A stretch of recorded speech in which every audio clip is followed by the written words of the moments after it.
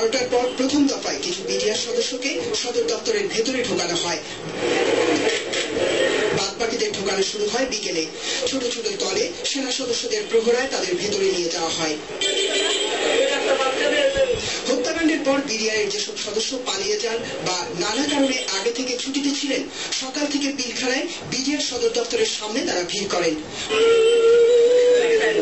অনেকে সাথে করে নিয়ে আসেন পরিবারের সদস্যদের, আর তাই দুপুরের মধ্যে ভিড় হয়ে যায় বিডিআর সদর দপ্তরের সামনের সড়কে। এখানে আমাদেরকে আসার জন্য আমরা আসছি, এখন কোথায় নিবে বা কি আশেপাশে সে সম্বন্ধে আমরা কিছু বলতে পারছি। পরম্পরা যারা আছে তাদেরকে বিদ্যালয় আসতে ঢুকাবে, এছাড়া আমরা কিছু বলতে পারি। বিডিআর এর ইউনিফর্ম না পরে যারা রিপোর্ট করতে আসেন তাদের পাঠিয়ে দেওয়া হয় ধানমন্ডির আহ্বানী মাঠে। দীর্ঘ সময় তাদের রিপোর্ট করার জন্য সেখানে কোনো কর্মকর্তা ছিল না। প্রাণের ভয়তে ফেলা গেছে।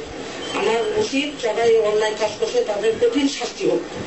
আমি চাই যারা হত্যার কাছে এরা জড়িত তাদের বিচার হোক, তবে সবার আগে মুখের কথা নেবে। আপনারা যেহেতু মিডিয়ার আছেন, তারপর বিচার করে। হত্যার বদলে যদি হত্যা নেয় তবে তো কেউ ফিরে আসবে না।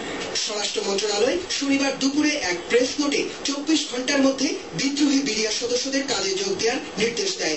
নির্দিষ্ট সময়ের মধ্যে যারা যোগ দিতে ব্যর্থ হবে তাদের বিরুদ্ধে আইনানুগ ব্যবস্থা নেওয়ার কথাও বলা হয় প্রেস নোটে। পাশাপাশি বিডিআর সদর দপ্তরের ভেতরে নিখোঁজদের সন্ধানে উদ্ধার তৎপরতা অব্যাহত রয়েছে। বেরিয়ে আসছে নতুন নতুন তথ্য। গণমাধ্যম কর্মীদের আজ ভেতরে যাওয়ার কোনো সুযোগ করে দেওয়া হয়নি।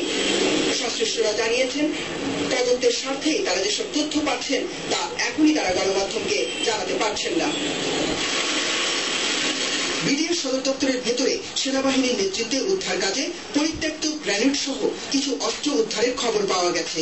সদর দপ্তরের ভেতরে নতুন কোনো লাশ পাওয়া না গেলেও নবাবগঞ্জ বাজারে ড্রেনের ভেতর থেকে একজন এবং হাজারীবাগ থেকে আরো একজন সেনা কর্মকর্তার লাশ উদ্ধার হয়। এদিকে বিডিআর সদর দপ্তরের সামনে এখনো নিখোঁজ সেনা কর্মকর্তাদের স্বজনদের ভিড়। মানস ঘোষ, এটিএন বাংলা, ঢাকা।